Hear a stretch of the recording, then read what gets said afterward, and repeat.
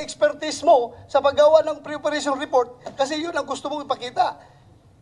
Hindi, Diba? hindi ko po akalain, sir, na, sir, sa totoo lang, sir, forgive me for saying this, hindi ko po akalain na papatulan niyo po yung pang, ano ko sa kanila, sir, eh. Sa akin lang po, para lang po talaga. Sinabi mo na nga eh, na yun ang objective Yes, mo. sir, pero hindi ko po alam, hindi ko po ina-expect na papatulan yun para makarating ako rito. Do you believe, naniwala ka ba?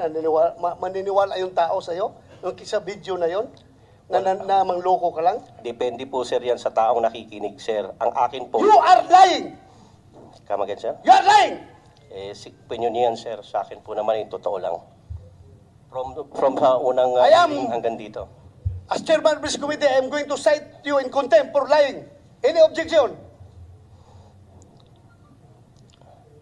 Hearing none. I'm ready for that. You are sir. cited in contempt. Thank you, sir. Ha? Thank you, sir.